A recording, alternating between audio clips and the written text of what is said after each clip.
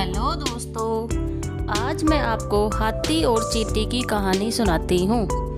एक बार की बात है, किसी जंगल में एक हाथी रहता था। उसे अपने शरीर और अपनी ताकत का बहुत घमंड था। उसे रास्ते में जो भी जानवर मिलता वो उसे परेशान करता और डराकर भगा देता। एक दिन वह कहीं जा रहा था। रास्ते में उसने एक पेड़ पर एक तोते को बैठा देखा और उससे अपने सामने झुकने के लिए बोला। तोते ने झुकने से मना कर दिया तो गुस्से में आकर हाथी ने वो पेड़ ही उखाड़ दिया जिस पर तोता बैठा था। तोता उड़ गया और हाथी उसे देखकर हंसने लगा। फिर एक दिन हाथी नदी के किनारे पानी पीने के लिए गया। वहीं पर चींटियों का छोटा सा घर था। एक चींटी बड़ी मेहनत से अपने लिए खाना इकट्ठा कर रही थी। यह देख हाथी ने पूछा कि तुम क्या कर रही हो? तो चींटी ने कहा कि बरसात का मौसम आने से पहले ही अपने लिए भोजन जमा कर रही हूँ ताकि बारिश का मौसम बिना किसी परेशानी से निकल जाए। यह सुनकर हाथी के मन में शरारत सूझी और उसने अपनी सूंड में पानी भरकर चींटी के ऊपर डाल दिया। पानी से चींटी का भोजन खराब हो गया और वो भी पूरी तरह भीग गई। यह देखकर चींटी को बहुत गुस्सा आया और उसने घमंडी हाथी को सबक सिखाने का सोचा। फिर एक दिन चींटी को मौका मिल ही गया कि वो हाथी को सबक सिखा सके। हाथी भोजन करके हरी घास पर सो रहा था। चींटी सोते हुए हाथी की सूंड में घुस गई और अंदर से उसे काटने लगी। जैसे ही चींटी ने हाथी को काटा, हाथी दर्द के मारे जोर जोर से रोने लगा और मदद के लिए पुकारने लगा। चींटी ने हाथी के रोने की आवाज़ सुनी और सूंड से बाहर निकल आई। हाथी उसे देखकर डर गया और अपने किए की माफ़ी मांगी। जब चींटी को महसूस हुआ कि हाथी को अपनी गलती का एहसास हो गया है तो उसने हाथी को माफ़ कर दिया। हाथी अब बिल्कुल बदल गया और उसने वादा किया कि अब वो किसी को नहीं सताएगा और दूसरों की मदद करेगा। इस कहानी से हमें सीख मिलती है कि हमें अपनी ताकत पर कभी घमंड नहीं करना चाहिए और अपनी ताकत के जोर पर दूसरों को परेशान करने की जगह उनकी मदद करनी चाहिए। अगर कहानी अच्छी लगी हो तो मेरी चैनल को लाइक, शेयर और सब्सक्राइब ज़रूर करें। थैंक यू दोस्तों।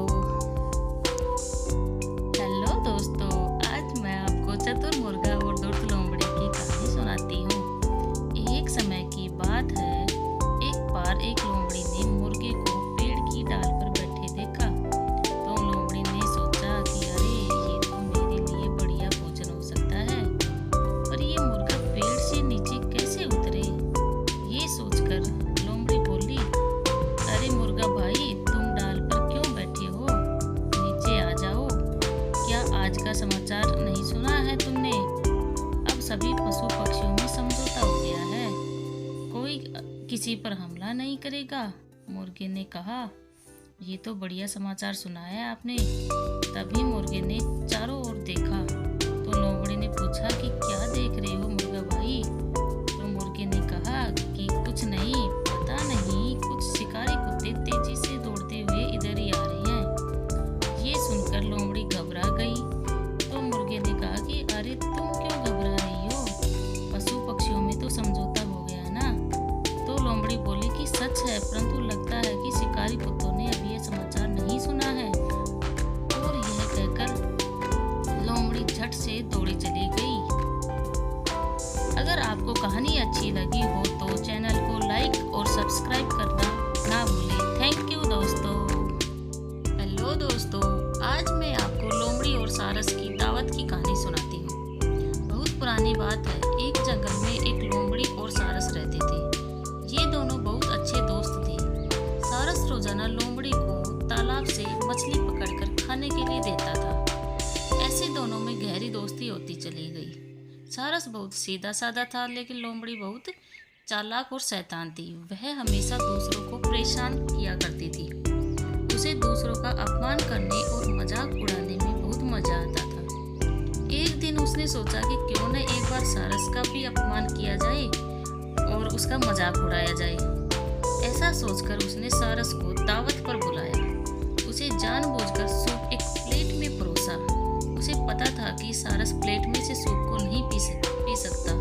उसे सूप न पीता देख लोमड़ी मन ही मन बहुत खुश हुई और झूठी चिंता दिखाते हुए सारस से पूछने लगी कि क्या बात है मित्र, सूप पसंद नहीं आया क्या? सारस बोला, नहीं मित्र, यह तो बहुत स्वादिष्ट है। और सारस लोमड़ी की बात सब समझ गया लेकिन कुछ नहीं बोला। उस दिन सारस को अपमान सहने के साथ ही भूखा भी रहना पड़ा। लेकिन जाते जाते सारस ने भी उसे दावत पर बुलाया और लोमड़ी दूसरे ही दिन सारस के घर दावत पर पहुंच गई। सारस ने भी दावत में सूप बनाया था। सारस ने सूप को सुराही में परोसा।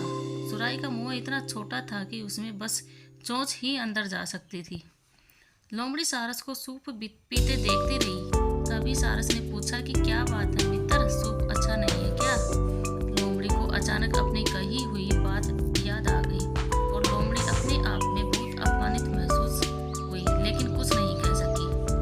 कहानी से हमें सीख मिलती है कि हमें कभी भी किसी का अपमान नहीं करना चाहिए। हम जैसा दूसरों के साथ करते हैं वैसा ही हमारे साथ होता है, मतलब जैसा का तैसा। अगर कहानी अच्छी लगी हो तो मेरे चैनल को लाइक और सब्सक्राइब जरूर करें। थैंक यू दोस्तों।